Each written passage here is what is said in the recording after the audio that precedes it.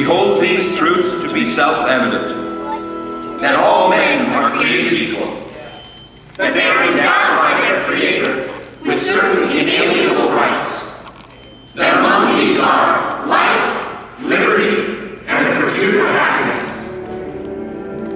Almost 250 years ago in Philadelphia, a dream was born.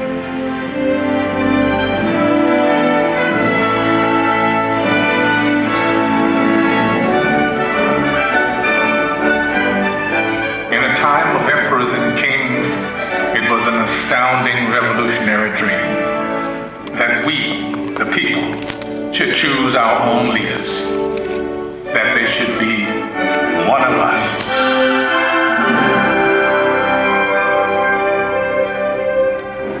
This was a dream born of fire, safeguarded by sacrifice during a brutal winter at Valley Forge. Yet it was a dream that was almost over before it had truly begun. The war for independence had left the American colonies bankrupt. Leaders argued, unpaid troops rebelled, and some even cried out for a return to monarchy and for General George Washington to be crowned King of America. But the man who had led an army of farmers to victory over the mighty British Empire made it clear that the only title he desired was citizen of the United States of America. I am at a loss to conceive what part of my conduct could have given encouragement to an idea which to me seems the greatest mischief that can befall our country. If you have any regard for yourself, banish these thoughts from your mind. But when the new nation finally adopted its constitution, and it came time to elect its first president, there were no doubts about who that president should be. Only he had such doubts. I fear my countrymen will expect too much of me. I walk on untrodden ground. There is scarcely any part of my conduct which may not hereafter be drawn into precedent. In the end, Washington set the most important precedent of all. The man who could have been king stepped down after 2 terms in office and took his place again amongst the people. By insisting that he was, above all other things, one of us, he made it possible for any of us to dream of serving the nation in its highest office. And one day, sure enough, it came to pass that a man who wasn't an aristocrat aspired to the office of president. Andrew Jackson was a battle-forged frontiersman, and according to his predecessor, President John Quincy Adams, a barbarian who cannot write a sentence of grammar and can hardly spell his own name. To which Jackson merely replied, "It's a damn poor mind indeed that can't think of at least 2 ways to spell a word." He may have lacked a formal education, but he was tough and brilliant. Just the ticket for a new nation of Americans struggling to turn a dream into an enduring reality. They swept Jackson into office by a landslide, and then descended on his inauguration, determined to shake his hand in person. Why, 20,000 country people shoved to get in the door, track their muddy boots across the carpet. And my dear, they would be here still if we hadn't placed tubs of punch out on the lawn. Washington's elite fumed, but Jackson loved it, for these were his people. He was proud to be one of us. And do not forget that the planter, the farmer, the mechanic, and the laborer form the great body of the people of the United States. They are the bone and sinew of this country. But Andrew Jackson would wage a mighty struggle to hold that great body of people together. State by state, a monstrous injustice that had haunted the country since its beginning was now tearing it apart. Take no right to slaves! We swoop down! Keep them here! As civil war threatened, we searched deep in our heartland for a leader equal to the ordeal ahead. It It was perhaps a vindication of the American dream that we found a plain-spoken, self-taught lawyer from Illinois whose campaign platform could be summed up in 5 simple words. All men are created equal. I say this government cannot endure permanently half slave and half free. A house divided against itself cannot stand. Abraham Lincoln's words touched the hearts of reasonable men. And in 1860, we sent him to Washington, where he would face the hardest task that any American president would ever face. I know there is a God, and that he hates injustice and slavery. I see the storm coming. I know his hand is in it. If he has a place, work for me. And I think he has. I believe I'm ready. I am nothing. But truth is everything. And with God's help, I shall not fail.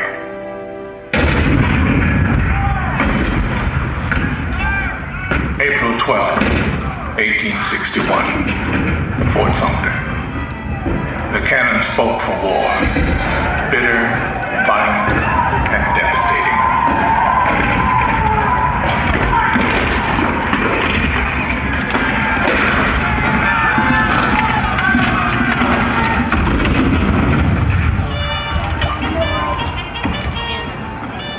The blood of 500,000 Americans was shed in the dark days of our Civil War. But as the sun rose on a cold November day in 1863, thousands of Americans gathered on the battlefield in Gettysburg to hear President Abraham Lincoln give meaning to our sacrifice.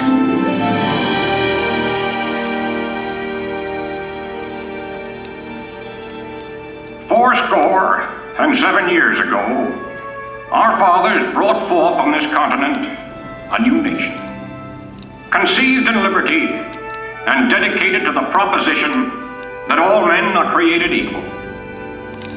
Now we are engaged in a great civil war, testing whether that nation or any nation so conceived and so dedicated can long endure. We are met on a great battlefield of that war. We have come to dedicate a portion of that field as a final resting place for those who here gave their lives that that nation might live. It is altogether fitting and proper that we should do this. But in a larger sense, we cannot dedicate, we cannot consecrate, we cannot hallow this ground. The brave men, living and dead, who struggled here, have consecrated it far above our poor power to add or detract. The world will little note, nor long remember what we say here, but it can never forget what they did here. It is for us, the living, rather, to be dedicated here to the unfinished work which they who fought here have thus far so nobly advanced. It is rather for us to be here dedicated to the great task remaining before us, that from these honored dead we take increased devotion to that cause for which they gave the last full measure of devotion. That we here highly resolve that these dead shall not have died in vain, that this nation, under God, shall have a new birth of freedom, and that government of the people, by the people, for the people, shall not perish from the earth.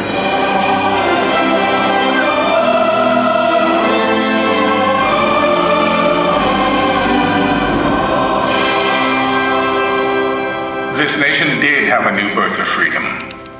And as our frontiers pushed west, we looked for new leaders that embodied our bold new spirit. Leaders like Theodore Roosevelt, born to wealth and privilege, but imbued with the spirit of the American frontier. He rode with cowboys and led his rough riders up San Juan Hill, during the Spanish-American War. This kind-hearted, tough guy fought against monopolies and for the working class. We called him Teddy. Anything else would have been far too formal. He even refused to call his official residence the Executive Mansion. To him, it was just a house. It was just a white house. And so, it would always be called. 3 decades later, his distant cousin Franklin Delano Roosevelt would occupy that same White House and lead the country through its hardest trials since the Civil War. A world war was looming, and the Great Depression had paralyzed a great nation. The president we called upon to lead us through those hard times was himself paralyzed by polio. But with determined optimism, he had triumphed. And now he was ready to share his cheerful strength with a badly frightened people. During FDR's fireside chats on the radio, entire cities came to a standstill and listened. Of the people themselves. Let us unite in banishing fear. Together, we cannot fail. In a calm and reassuring voice, he called out to America, and America answered back. We're just modest, middle-class people having lost what little we have. My savings are tied up in a closed bank. I believe that you will guide us through these Protect dark us days. from that conflict in Europe, dear President. And I expect to be in service shortly. Now we know we are not fighting alone. I feel that at last we can hope. With that hope, we began to believe in the future again. FDR had reminded us of the power of the American dream. 16 years later, America's youngest elected president once again called upon the power of the people to change the world. Let the word go forth from this time and place to friend and foe alike that the torch has been passed to a new generation of Americans. John F. Kennedy's stirring words ushered in a historic decade of civic activism, in which ordinary Americans struggled to right old wrongs and chart new frontiers of possibility. It has always been the role of presidents to remind us of our roots, to call us to the future. In their best moments, they speak words that are already there in our hearts, especially in times of tragedy. All I have, I would have given gladly not to be standing here today. We mourn 7 heroes. We mourn their loss as a nation together. You have lost too much, but you have certainly not lost America, for we will stand with you.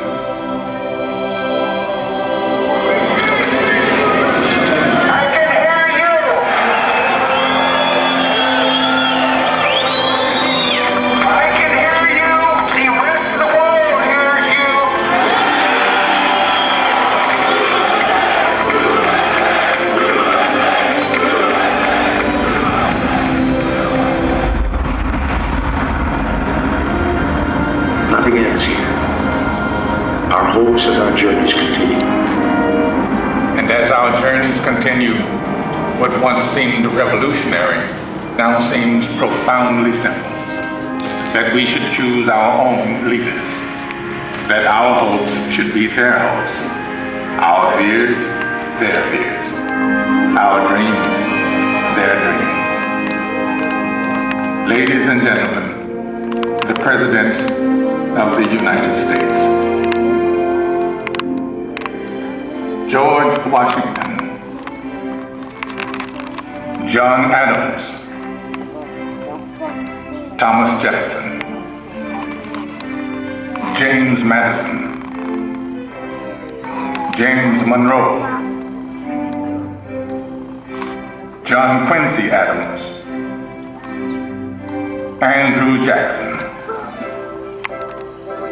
Martin Van Buren, William Henry Harrison, John Tyler, James K. Polk, Zachary Taylor, Millard Fillmore, Franklin Pierce, James Buchanan, Abraham Lincoln, Andrew Johnson, Ulysses S. Grant, Rutherford B. Hayes,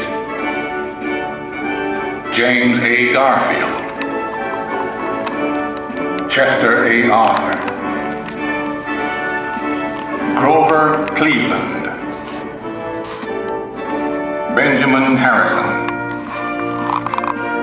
William McKinley, Theodore Roosevelt, William Howard Taft, Woodrow Wilson, Warren G. Harding, Calvin Coolidge, Herbert Hoover, Franklin D. Roosevelt, Harry S. Truman, Dwight D. Eisenhower, John F. Kennedy, Lyndon B. Johnson, Richard M. Nixon, Gerald R. Ford, Jimmy Carter, Ronald Reagan, George Bush, Bill Clinton, George W. Bush. And now we come to the present, a present that is rooted in our past. For all of liberty's leaders have one thing in common, one trust they all accepted. My fellow citizens, no event could have filled me with greater anxieties than that notification on the 14th day of April, 1789, that you had selected me to lead our nation.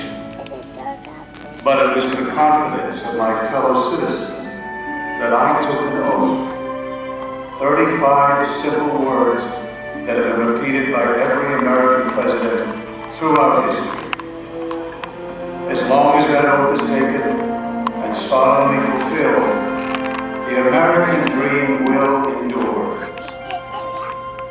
I, Barack Hussein Obama, do solemnly swear that I will faithfully execute the office of President of the United States and will, to the best of my ability, preserve, protect, and defend the Constitution of the United States, so help me God.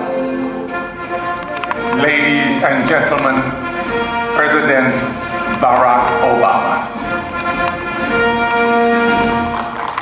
The American dream is as old as our founding, but as timeless as our hopes.